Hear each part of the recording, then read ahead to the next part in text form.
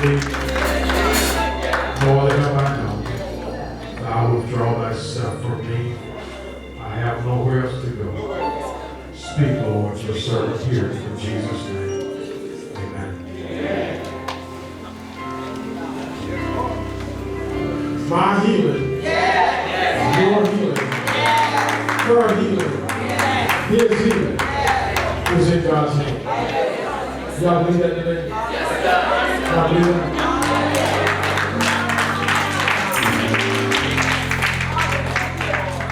This month, we're going to focus on health issues. We're going to be talking throughout this month about something that's dear to all of our hearts and minds. Would you look with me in 3 John? I hope to say more about this throughout the month, and we'll deal with that a little bit. Beloved, I wish above all things that thou mayest prosper and be in health, even as thy soul prospers. I want to talk today about the health struggle.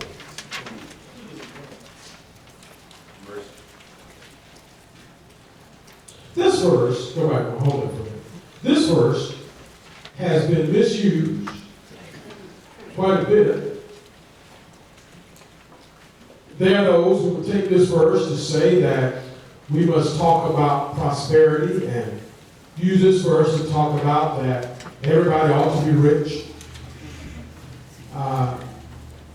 This verse has been used to line many preachers' pockets.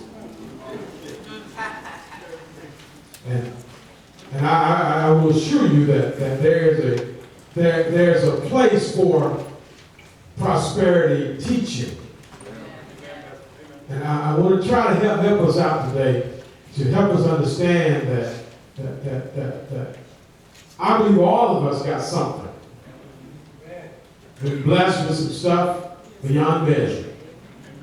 If the truth be told, we have more physical stuff today than we've ever had. We have more money today than we've ever had. Maybe I'm in here by myself, but I can remember going through coat pockets, hoping to find where I left the dollar. And boy, if I happen to go into some pant pocket or coat pocket and pull out $5, Lord have mercy.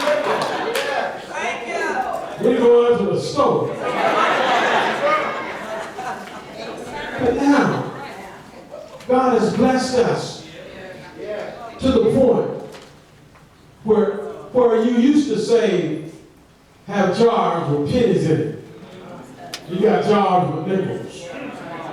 Where you used to have jars with nickels in it, you got jars with quarters in it. You used to spend all your dollar bill. Now you save your dollar bill. Prosperity is a good thing to talk about, but not everybody is going to be up here physically rich. Don't allow folk to make you feel bad because you don't have as much as they have. And let me just back up for a minute and tell you this. If the truth was told, most of us would be totally embarrassed to show the balance of our checking account. So we walk around like we got nothing wrong with it. But the truth of the matter is we often perpetrate something we're not. I'm off on a whole different rabbit trail, but let me tell you this. In our perpetration, we often cause ourselves to be less prosperous because we got to prove before we got something that we don't have. So we're going to spend money that we don't have. We're going to buy stuff we don't need because somebody told us we got to look prosperous. Beloved, I wish for all things that we prosper and be in health. This month, I want to spend my time not talking about the prosperity, but I want to talk about health this month, even as our soul prospers. And I think as John the Elder writes to Gaius, and he tells him, I love you, but I want to tell you, I wish good things for you. That's really what this verse is about. John the Elder is talking to his friend Gaius, his brother Gaius. He's saying to him, look, I want good things to happen for you. And one of those good things, he says, is that you'll be in health. The struggle is real, my friend. We're concerned about birthing a baby in our younger years. Then we're concerned about childhood sicknesses as our children grow. Then we get concerned about adult sickness. And then we are concerned about end-of-life sickness. I asked a few folk today that thought about it. I asked, what is the worst age of your life? And there were many different answers, almost as different as the folk I asked. What's the worst age? What is the worst age of your life? What time period were you the worst at? There are those who would say, well, when I was in my 20s, or when I was in my 30s, or my 40s. Might I suggest to you that probably the worst time of your life might just be your current time, your current age? I talked to somebody the other day, a few days, some time ago, and we talked, the age of 60s, 50-ish and 60-ish, is a very tough time. It is a time where we're becoming grandparents, and we're worried about our grandchildren. It is also a time where we are beginning to see our parents go off the scene, and we're worried about our parents. We're in that tween-age time. It's a difficult time as we stand here in the 50-ish and 60-ish crowd of folk, and we look at all the stuff around us, and can I assure you, we have some health issues. Just tell somebody the struggle is real. We worry about stuff, oftentimes, that we really cannot control. I was with my brother-in-law and my son-in-law and my son, and we were standing out by the grill a few months ago. We were just kind of talking and chewing the fat and talking about stuff, and we started talking about the doctor visits. My brother-in-law and I were talking about the doctor visits, and I said, and I remember a time, wasn't so long ago, the Jackson got men together. They talk about a whole lot of other stuff. But then get to be our age, we get talking about doctor. You got that doctor too? Yeah, what blood pressure medicine you on? Oh yeah, I took that last year. That, younger folk, they have a different conversation going on because they worry about different stuff. I want to tell you, I want to submit to you that the struggle is real, and we are concerned in every generation, every time period of our life, we are concerned about some kind of issue. Am I looking at some folk today who have absolutely no health issues for yourself or for your children's children? No, I don't think so. If the truth be told, we woke up this morning. Come on, sir. And was surprised we woke up.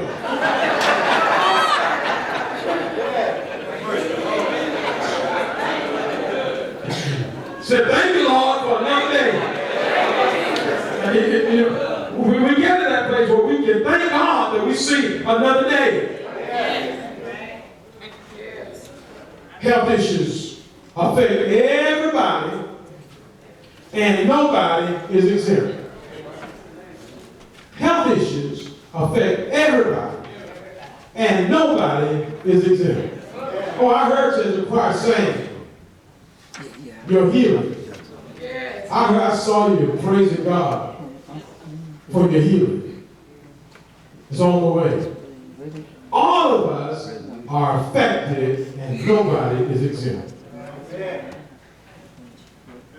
Doesn't matter how young you are, how old you are, we've got some health issues. And listen, people have a right to not disclose their health issues. Don't you get mad now because somebody didn't tell you they were sick. Because you didn't tell them you were sick. Y'all miss that. There are some folk who want to know everybody's business, but want to tell nobody theirs. The minute you mention sick, what's wrong?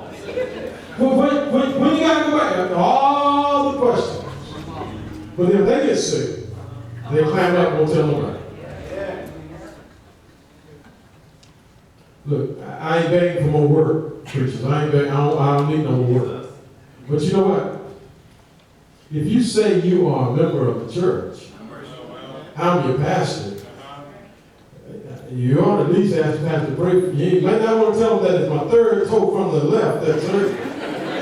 But you might want to tell the pastor, you know, I got this foot issue. I sure would appreciate if you be saying a prayer for me about my foot issue. In other words, you got to share. I believe that. We're folk, because the bottom line is all of us got some stuff. And let me do a little teaching point here. I told the deacons before, and I said to preachers, look, if Sister Mary told you that she had a fungus on her right toe, don't you come out in church, in front of the church. Oh, will you bless Sister Mary's right toe? Because Sister Mary didn't want nobody to know her right toe. Y'all got it? So when folks share with you, you have an obligation to keep it private. That is why now when you go to the, can y'all remember the time you went to the hospital and you wanted to find somebody's room, you look on the door and saw the name? You don't do that now. That big word HIPAA gets you. You can't go and so what I'm saying to you is folk have a right to privacy. People have a right to privacy. So then how do we pray one for another if folk don't tell us? Well, can I suggest you to do this? Always pray for one for another. Pray for your church. And if God puts somebody on your mind, you start praying for that person. I believe that. Health issues affect everybody. Nobody's exempt. Listen, many of the afflictions of the righteous, but the Lord delivered him out of them all. We've got some stuff, y'all. But can I tell you?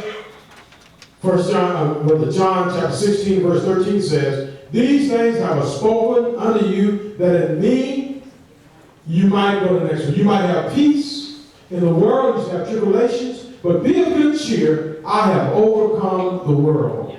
Jesus says to us, you're going to have some issues. You're going to have some health issues. But listen, we are a victorious people. Yes, sir. Yes, sir. I want to declare to you today, as we start this wonderful study, we will have some issues. We do have some issues. And I guarantee you, I promise you this, if I were to take an inventory right now, if you're over 40 years old, that's everybody, if I don't do it, but if I said everybody over 40 stand up, and tell me what medicine you're taking, we'd be here at 2 o'clock this evening while you enumerate the medicine that you're on. And if you're one of those blessed folk who are blessed to live to be past 60 and you're not taking any medicine, you ought to just give God some praise right here.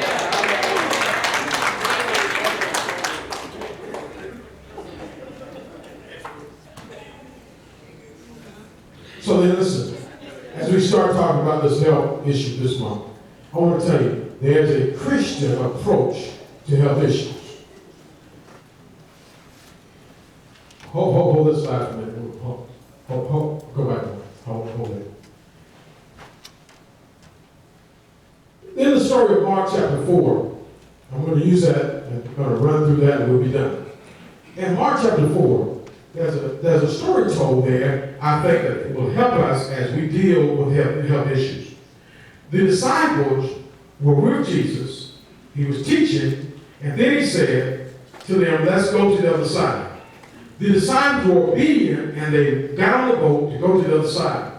When they got on the boat to go to the other side, they encountered a storm. The Bible said that the disciples were nearly swamped. They were nearly overtaken by the storm. Then the disciples remembered that Jesus was on the boat.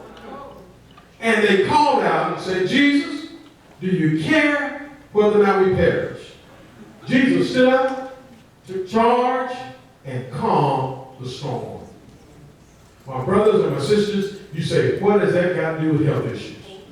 Can I tell you? And I'll be done. The first thing I want to tell you is, when you're dealing with a health issue, you got to know that Jesus cares. You got to know that Jesus cares. Go on.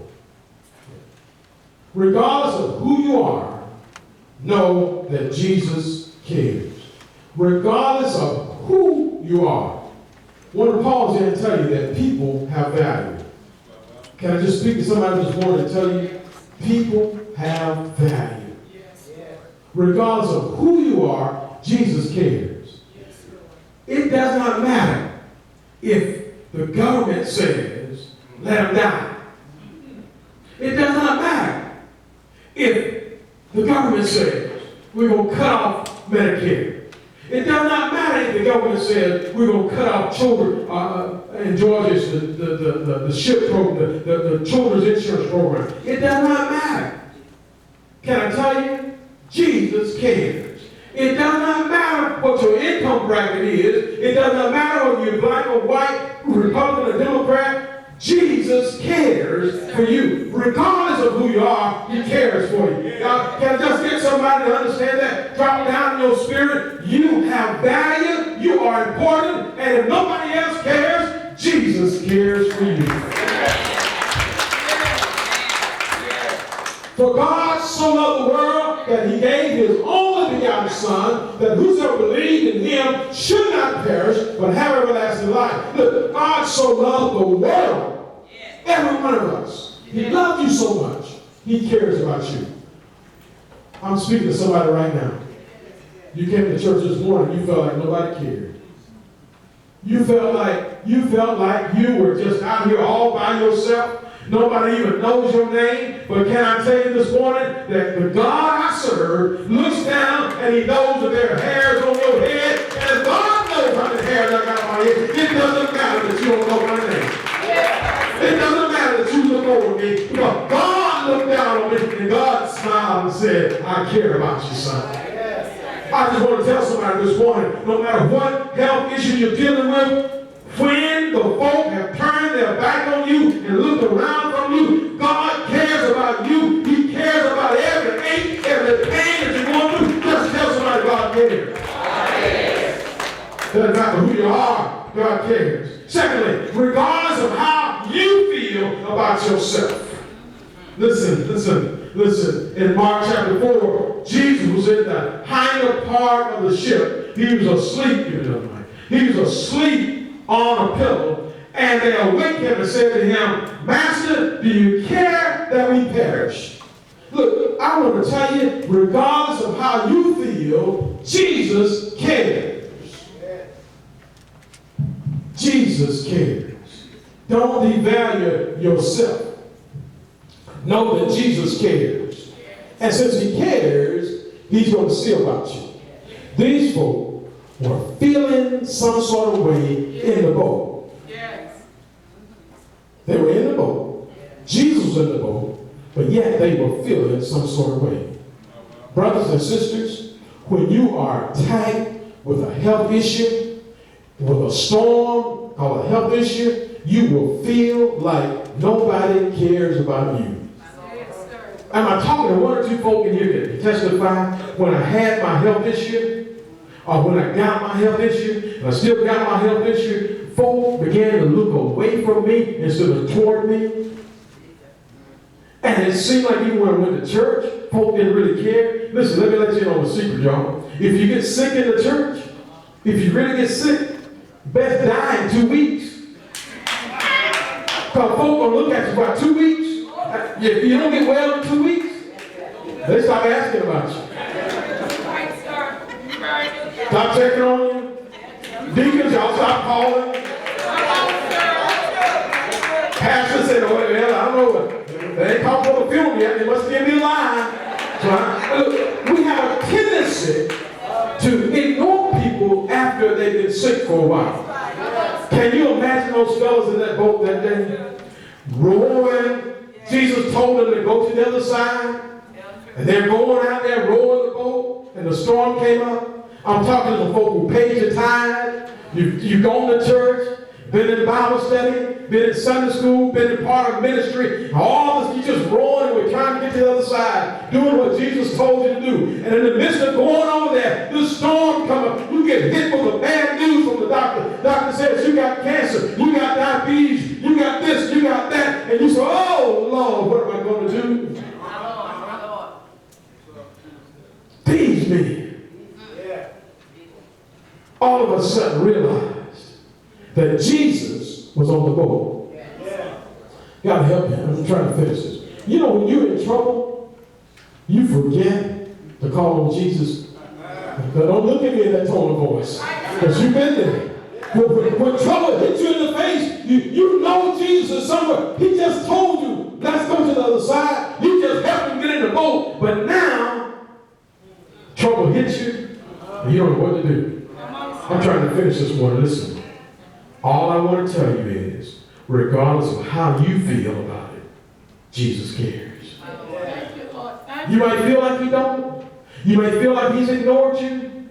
But just go grab him and say, Jesus, do you care?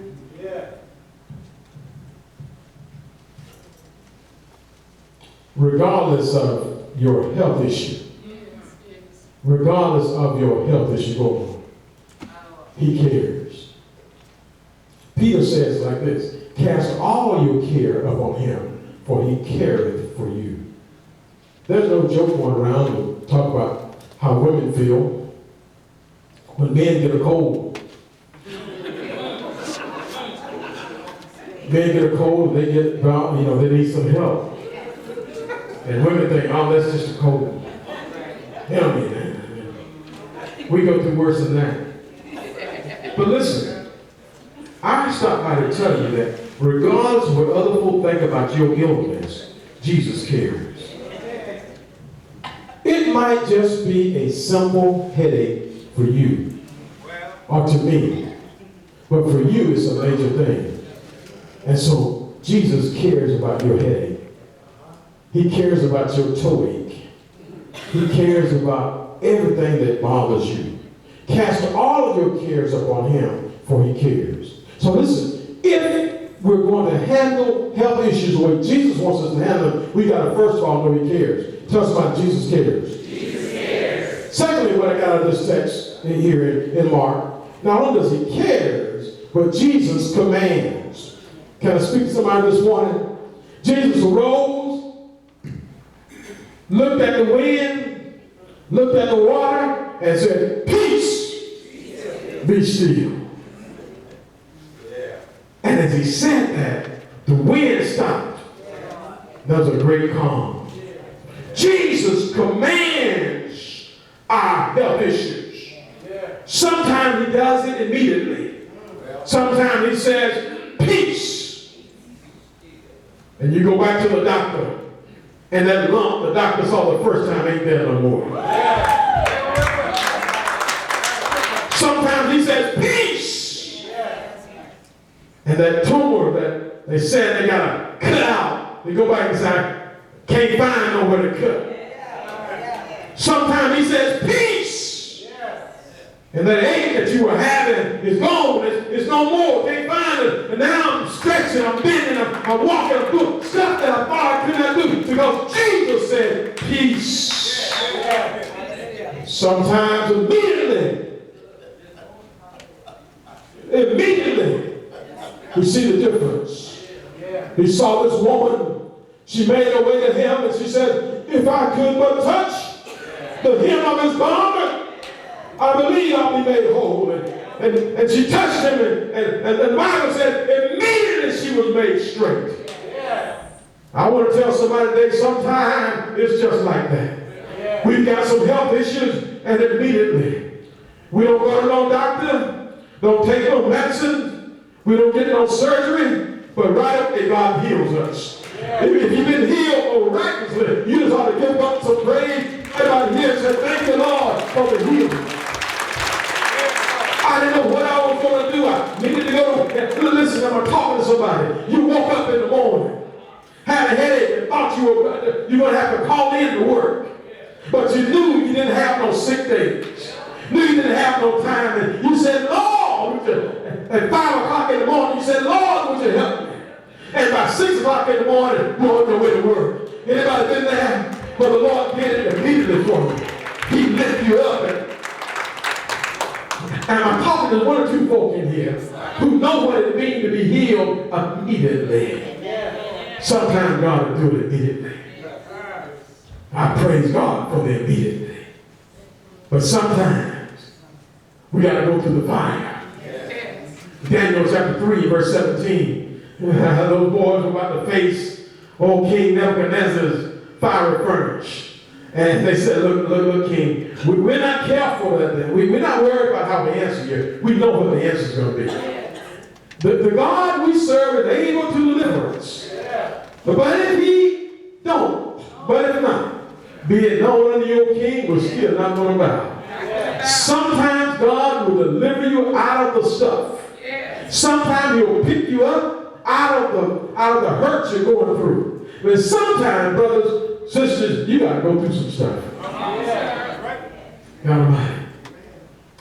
Kind of testify for a moment when I got that revelation. Long time ago, I was sitting. I was just got in the army and we were doing some stuff, and it was not quite in my favor. And I remember talking to this old sergeant who's a Christian. He said to me, Scott, sometimes God delivers you. And sometimes you just got to go through the fire. And the more we went through this particular situation, the more I understood. Sometimes we got to go through the fire. And I want to tell you, brothers and sisters, don't you get discouraged because your illness was not cured immediately. I know there was one lady who she got healed. She had the same kind of cancer you got. And the Lord healed her. She went back and there wasn't no tumor. You went back and the doctor told you your tumor getting bigger. And you said, Lord, it's the same. Look, sometimes you just got to go through the fire. Yeah. Sometimes you got to just go through the fire. Yeah. Sometimes it's not going to happen. Sometimes it's going to get worse before it gets better. Yeah. Sometimes you just got to deal with the situation. Yeah. Sometimes you got to go through the fire. Go to the next one. But all the time, Jesus commands with grace. He says, look, if you're one of those folk that go through the fire, you're one of those folk you just got to deal with it, he'll give you grace. Anybody know he'll give you grace? Paul says, listen, I got this thorn in my flesh. 3 times I went before God. I said, God, would you please move this thing? And the only thing God said is, my grace is sufficient. I'm talking to 1 or 2 folk in here right now. You've been struggling with that issue. You got this health issue. And it doesn't seem like nothing's going to get better. The more you try, the more you pray, the worse it gets. Can I tell you? God's grace is sufficient.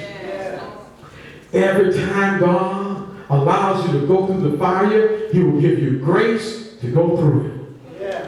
I've talked to folk who trust God unequivocally. And I've seen them go through and carry a heavy load, about to cross over into the next life. And I see them saying, God's grace is sufficient. He always commands with grace. God's grace is sufficient. Not only does he care, he commands, but can I end my time with by telling you, he comforts. Jesus arose, rebuked the wind, said to the sea, peace be still, and the wind ceased. That was a great calm. My brothers and my sisters, my time is come and gone.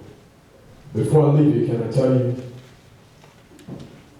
during your journey with health issues, as we journey through this, whatever your issue is, sometimes God will use people to comfort you. James 5:14 says, Is any sick among you? Let them call for the elders of the church and let them pray over him, anoint him with oil in the name of the Lord. Sometimes God uses people. Sometimes God uses people. Sometimes God uses people to show his comfort or to comfort you. You never know whether God's going to use you to be the comfort for somebody. My brothers and my sisters, this morning, as we face our health issues, ask yourself, have you comforted anybody lately? Have you been the voice of God in comforting folk? Can I tell you, you never know what people are going through. You never know the burden that they're carrying. And so in your smartness and in your quickness, be careful of what you say to folk. Because the word you say might just be the word that push folk over the edge. God uses people. God uses you to be a blessing to other people. Be careful that you're not the one that pushes over the edge. If there's any sick, let them call for the elders of the church and let them pray over him. In our church, our deacons represent the elders of our church. You ought to call your deacons and let them pray. Deacons, y'all don't be afraid to pray. Lay hands on folk and pray. For I believe that the prayer of faith will raise folk up. God will use that prayer of faith, that word of comfort, to lift somebody up. Don't be the people who press folk down. Jesus comforts with his people. He comforts with his power. He has power against all manners of sickness and all manner of diseases. Finally, my brothers, he comforts us with his presence. Matthew 28:20 says, teach them to know all things, whatsoever I commanded you, and lo, I'm with you always to the end of the world. My brothers and my sisters, we've got some health issues. We've got some issues going on in our lives right now. We've got some pains we never thought we'd have. We've got some issues, y'all. But the God we serve is able to handle every one of them. We are victorious people. We are victorious. We are more than conquerors because of the very presence of God. Because of his presence, we're more than conquerors. He has the power to make our lives different, make our lives better. I'm done when I tell you. Because of his death on Calvary, because of his rising from the grave on Sunday morning, because he rose with all power, he now has the power to change your life. Whatever health issues the devil throws at us, God's grace is sufficient for you and for me. This morning, before I extend the invitation, before I ask you to come to the altar, I want to just take a moment. Because the struggle is real, y'all. I want to take just a moment. And if you have, right now, a real present health issue that you're really concerned about, I just want you to just raise your hand.